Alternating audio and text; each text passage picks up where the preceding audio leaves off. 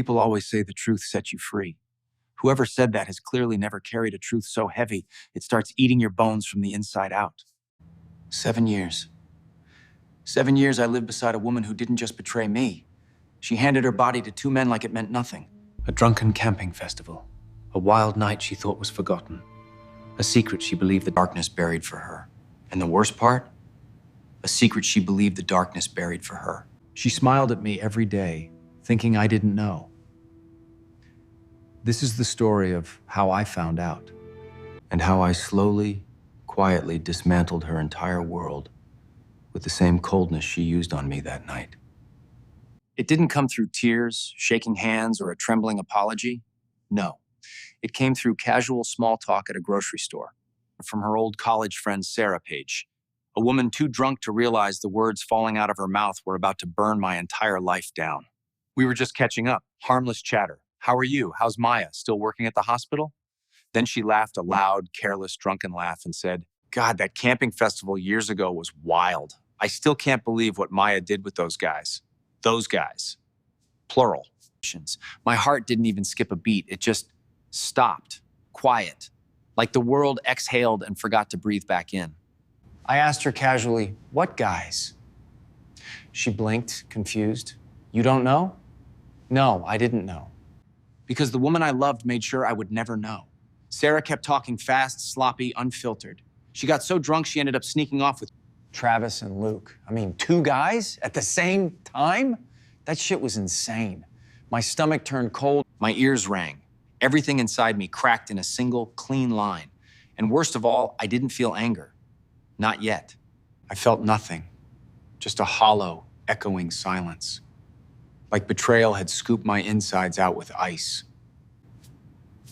I drove home like a ghost. She was in the kitchen when I entered, cooking, laughing at a podcast, looking at me with the same eyes she used when she said, I love you. Hey, babe, she said, smiling. You look tired? Long day? I looked at her face, her hands, her body. The same body she had given to two men at a campsite while I was working double shifts to pay our bills. My lips curled into a smile, Finet, automatic, perfect. It was enlightening. Those three words changed everything. Because at that moment, I realized if I confronted her now, she would cry, and she would blame the alcohol, and she would beg, and she would make it emotional, and she would twist it into something survivable. No, I didn't want survival. I wanted devastation, not hers. Not yet. First, I wanted understanding. Why she did it, how she hid it, what she thought of me. So I built a mask, a smiling, gentle, loving husband, while underneath it, something cold woke up inside me. Something sharp, something patient. This is where the real story begins. My revenge wasn't fast, it wasn't loud, it wasn't chaotic, it was quiet, subtle. I started with music. One evening during dinner, I played a playlist from that same festival, a very specific song, the one that played the night she disappeared into the woods with those men. She froze. Her fork hovered midair. Her eyes flickered with something I recognized instantly, fear. Then I moved to drinks. Bought the exact brand of whiskey she got drunk on that night, Sight, the cheap one she never bought again. I placed it on the counter casually. Oh, she said, you bought that? Yeah, I replied. Thought you liked it once. Her throat tightened. Her smile broke for half a second. Then came the friends. I began mentioning names, old classmates, college memories, people she hadn't spoken to in years. Whatever happened to Travis? I asked casually one morning. I swear her soul left her body for a second. Why would you ask that? No reason. Just wondering who you stay in touch with. She deserved trembling. Over the next months, I did more. Subtle things. I accidentally left camping gear out. Anish tracks to Kademri. I asked if we should take a trip to the woods for old memories. I brought up the state where the festival happened. I asked if she wanted to reconnect with her wild side. Every breadcrumb was intentional. Every breadcrumb cracked her confidence. Night after night, I watched her drown in anxiety. She couldn't sleep. Her appetite dropped. She kept checking her phone, deleting old messages, hiding her past. She began to crumble. And she still thought I knew nothing. The gathering, the night her world collapsed. Night after night, I watched her drown in anxiety. She couldn't sleep. Her appetite dropped. She kept checking her phone, deleting old messages, hiding her past. She began to crumble. And she still thought I knew nothing. The gathering, the night her world collapsed. Our anniversary was coming. Perfect. I told her I was planning a small surprise gathering. She looked nervous, but she nodded. She didn't know why, but she felt it.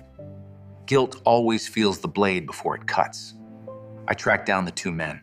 They came. Of course they came. People love nostalgia. When Maya walked in and saw them standing in our living room, laughing with a glass of wine in their hands, her body turned to stone. Her eyes widened. Her lips parted. She nearly fainted. Because the past she buried was suddenly alive, breathing, standing in front of her. She looked at me with shattered eyes. Why? Why are they here? I smiled gently. Old friends should reconnect. Her hands shook so violently she spilled her drink. I watched it all with perfect calm. That night, I gave a speech, a beautiful, poetic speech about truth, forgiveness, honesty, and secrets. Every sentence was a scalpel. Every sentence was a scalpel. Every word made her sweat harder, but I never exposed her. Not yet. Revenge tastes best when the victim destroys themselves first. The execution cold, clean, surgical. When the guests left, she stood shaking in the hallway, arms wrapped around herself. She whispered, "Please tell me what's going on." I handed her an envelope. Inside, divorce papers, evidence, screenshots, names, dates. Everything Sarah told me. Everything I found myself.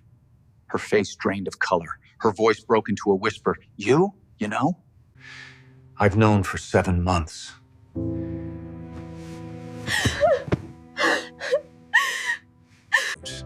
I didn't touch her. I didn't comfort her. I simply said, you gave your body to 2 men and your lies to me. Tonight, I give you the truth. Then I walked past her, closed the bedroom door, and locked it. Thanks for listening. If you enjoyed the story, don't forget to like the video and subscribe to Requiem of Stories. Your support helps us bring more stories every week. See you in the next one.